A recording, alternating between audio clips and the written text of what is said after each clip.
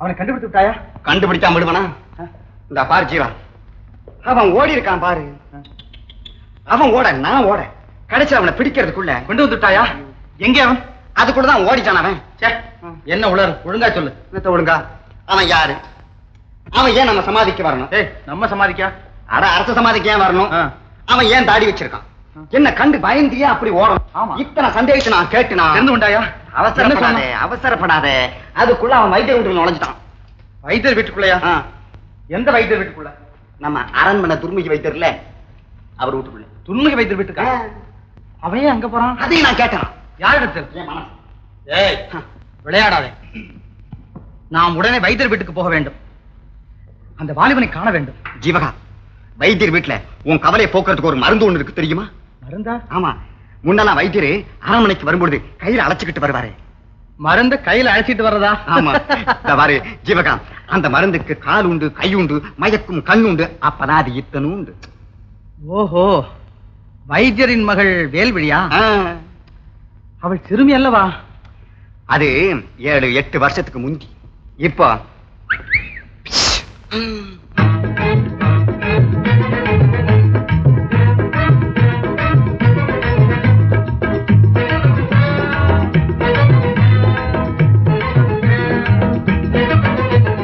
பூமியின் மேலே புதுமை வாருங்கடி, புதுமை வாருங்கடி, மண் பொம்மையை போலே பெண்ணை பாருங்கடி, மண் பொம்மையை போலே பெண்ணை பாருங்கடி.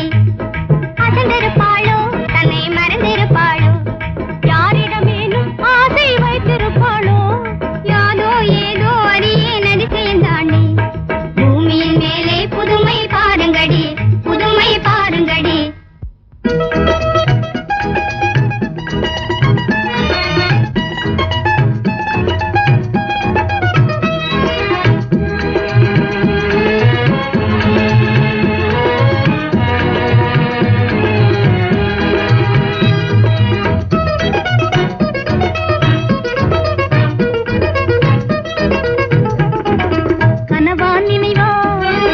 கனவா நினைவா காணல் நீரா, கண்கள் பொய் சொல்லுமா, கண்கள் பொய் சொல்லுமா, பெண்ணிலவை நானே மண்ணில் கண்டேனடி.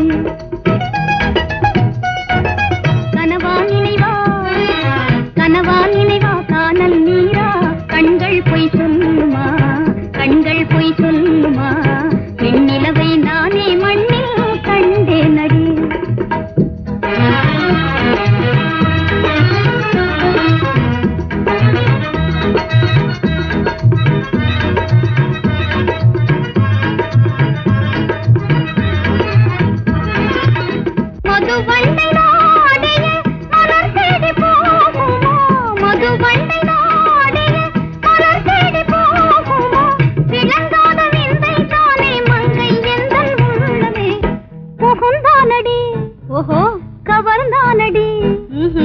மகிழ்ந்தேனடி, அது கனவா நினைவா?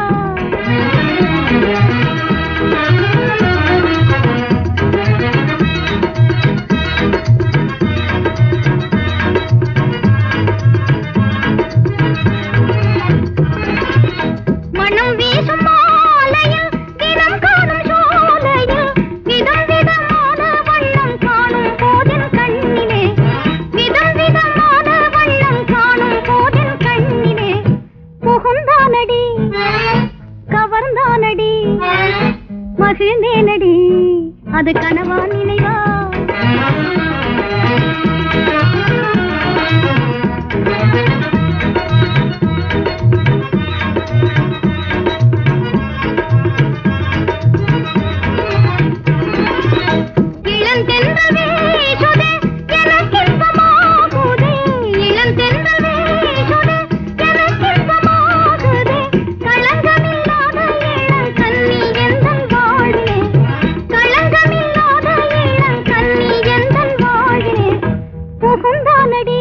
என்னை கவர்ந்தானடி, நானே மகிழ்ந்தேனடி, அது கனவா நினைவா? கனவா நினைவா காணல் நீரா, கண்கள் பொய் சொல்லுமா, கண்கள் பொய் சொல்லுமா, பெண்ணிலவை நானே மண்ணில் கண்டேனடி.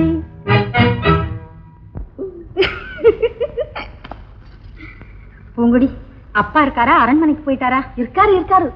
அம்மாடி, அப்பா என்னமோ ஒரு நூதனமான மருந்து தயார் பண்றாரு. என்ன மருந்து?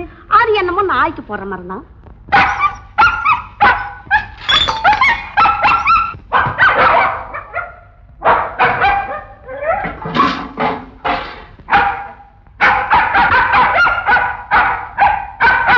அப்பா அப்பா, என்னப்பா இது?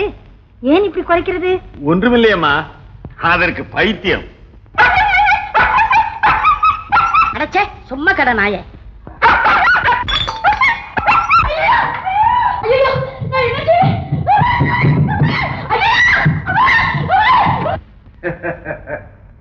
அந்த நாய் இந்த மருந்தை சாப்பிட்டு இருக்கிறதம்மா. என்ன மருந்தப்பா இது? என்னை மந்திரியாக்குகிற மருந்து. மருந்து சாப்பிட்டு மந்திரி ஆவதா? இது மிகவும் சுலபமாக இருக்கிறதே. வீரம், விவேகம், திறமை இதெல்லாம் கூட தேவையில்லையா மந்திரி வேலைக்கு?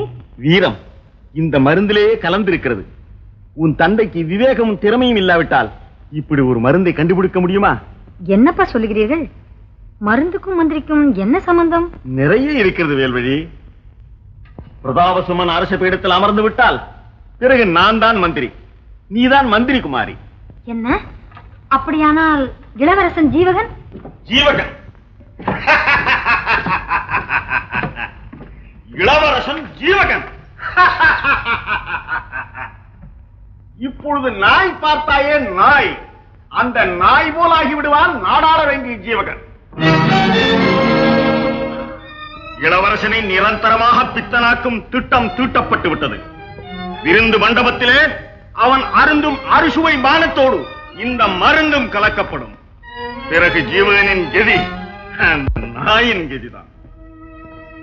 ஐயோ வேண்டாம்ப்பா, மகா பாதகம், ராஜ துரோகம்.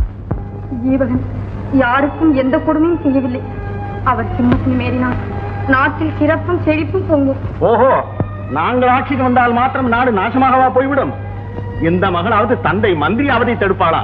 அதற்காக ஒருவர் வாழ்க்கையை வறண்ட பாலைவனமாக்குவதா? முட்டாள் பெண்ணே, முத்து எடுக்க வேண்டுமானால் சிப்பியை உடைக்காமல் இருக்க முடியுமா? நீயே நினைத்து பார், உன் எண்ணப்படி ஜீவகன் முடிசூடிக் கொண்டால் எனக்கு மந்திரி வேலை கிடைக்குமா? அது எப்படி கிடைக்கும்? அறிவாளிகளுக்கு அல்லவா அந்த வேலை கிடைக்கும். வேல்வழி, இல்லை இல்லை, அனுபவம் நிறைந்த உங்களுக்கு இந்த அரண்மனை மருத்துவர் வேலையே போதும் என்கிறேன். அதெல்லாம் எனக்கு தெரியும். அரசியல் விஷயங்களில் நீ தலையிடாதே.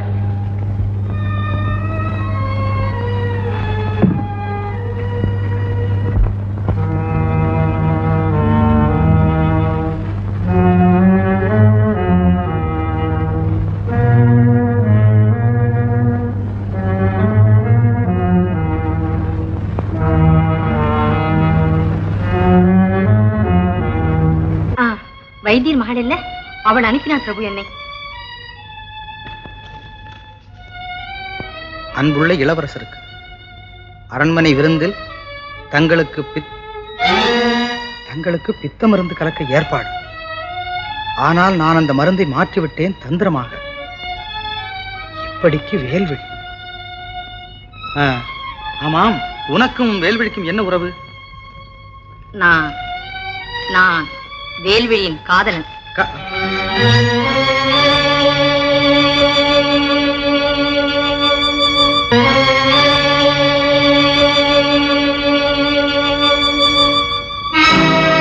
சபாஷ், பளபளப்பான இந்த சிமிழுக்குள்ளே பயங்கரமான மருந்து. அல்லல்ல, என்னுடைய பட்டாபிஷேகத்தை செய்து வைக்கும் சூர்ணம். பராக்கிரமா பிரபு, இந்த ஆட்டக்காரி அபராஜிதா இந்த மருந்தை பரிபக்குவமாக வழங்க வேண்டும்.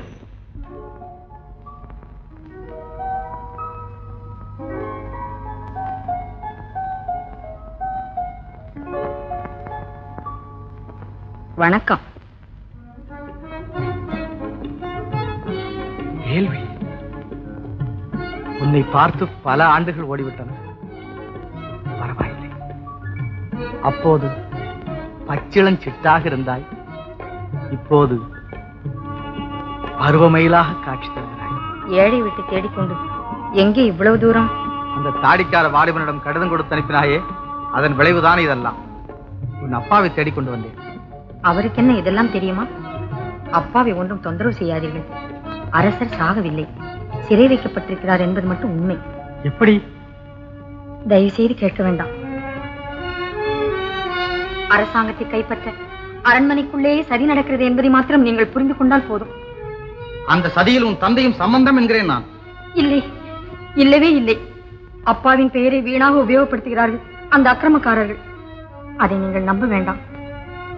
அப்படியானால் பித்தமருந்து? அப்பாவுக்கு அதில் தொடர்பில்லை.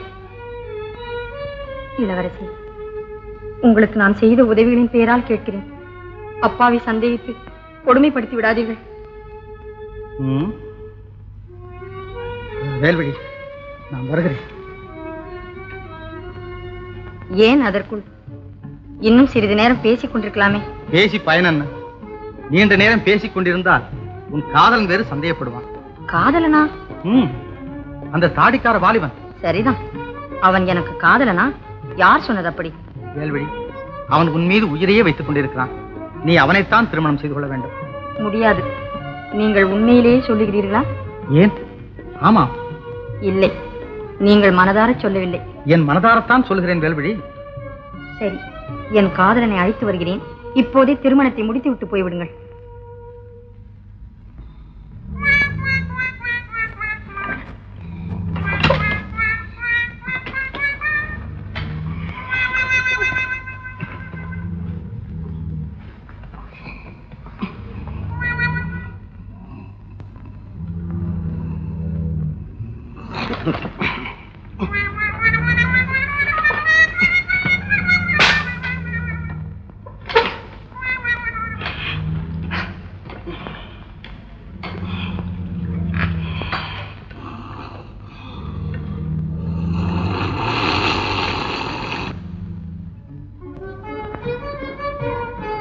இதோ இவரே என் காதலர். என்ன வேல்வழி, நீதானா? நீ பெரிய சாமர்த்தியக்காரியம். ஏ வேல்வழியின் காதலரே, உமக்கும் வேல்வழிக்கும் கொஞ்சமும் பொருத்தம் கிடையாது. வேல்வழிக்கு ஏற்ற வீரன் ஜீவகன்.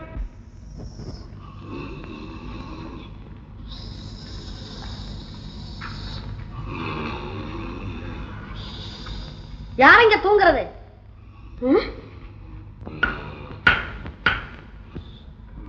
ஏ எலும்பு, எலும்பு எழுந்துரு.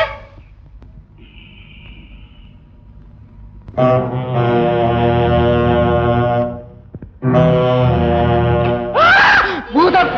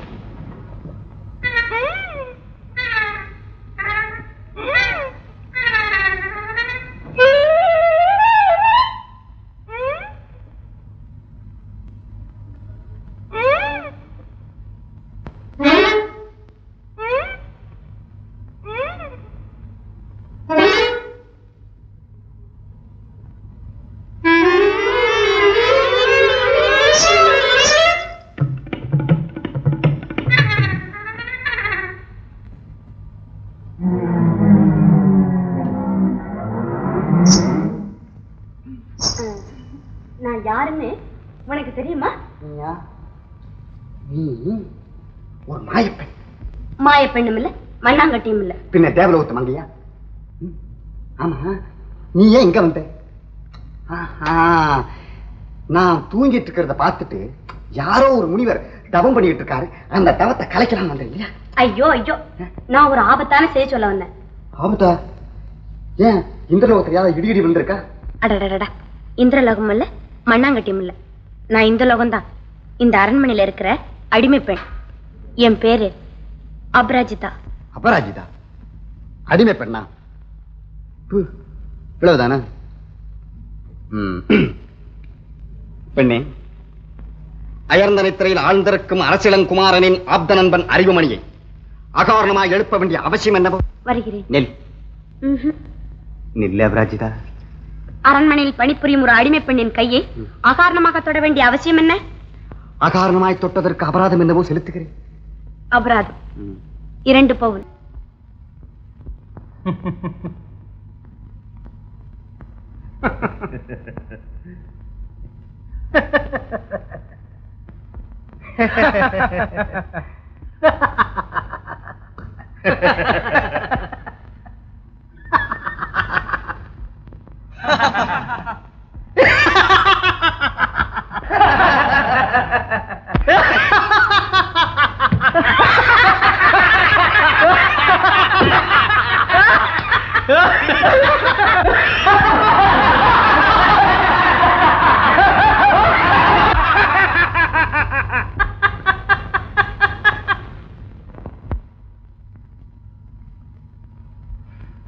விருந்தினர்களே, என்னிடம் அன்பு கொண்டுள்ள அருமை சித்தப்பா அவர்களே, சிங்கத்தின் தோற்றம் கொண்ட தளபதி பராக்கிரமன் அவர்களே, திறமை மிக்க மருத்துவ சிகாமணி துன்முகி அவர்களே, இங்கிருக்கும் சுவர்களே, விழிக்கும் வீரர்களே, படிக்கும் பாவைகளே. ஜீவகா, சித்தப்பா, இப்போ நீ செத்தப்பா. என்ன இது? ஆண்டவனே, ஆண்டவனை ஆண்டவனை கொன்றுவிட்டது இந்த கானகத்து வேங்கை, கொன்றுவிட்டது இந்த கானகத்து வேங்கை.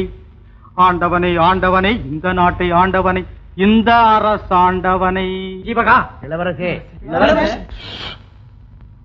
காடு, அந்த காட்டிலே ஒரு வேங்கை, அதிலே ஒரு காண்டாமிருகம், அதிலே ஒரு காட்டெருமை, 33 கோடி தேவர்களும் 41,000 ரிஷிகளும் கந்தர்வ கிண்ணற கிம்புருடர்களும் மும்மூர்த்திகளும் அட்டதிக்கு பாறைகளும் ஆகாயத்தில் நின்று புஷ்பமாரி பொழிந்து, அந்த புஷ்பங்கள் எல்லாம் காயாகி கனியாகி, அந்த கனிகளை குரங்குகள் சாப்பிட்டு, அந்த குரங்குகள் எல்லாம் சமுத்திரத்திலே பாலம் கட்டி, அந்த பாலத்தின் வழியாக சென்று விபீஷணனின் உதவியோடு ஓடுகி இலங்கையிலே படையெடுத்து அங்குள்ள அரண்மனைகளை எல்லாம் தவிடுபொடியாக்கி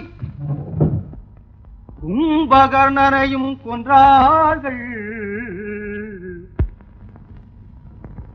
கும்பகர்ணா, கும்பகர்ணா, கோட்டைக்குள் குரங்குகள் புகுந்து விட்டன. ஓடு, குரங்காதே ஓடு, ஓடு, ஓடுகிறாயா? இல்லை, மேளம் கொட்டி தாலி கட்டி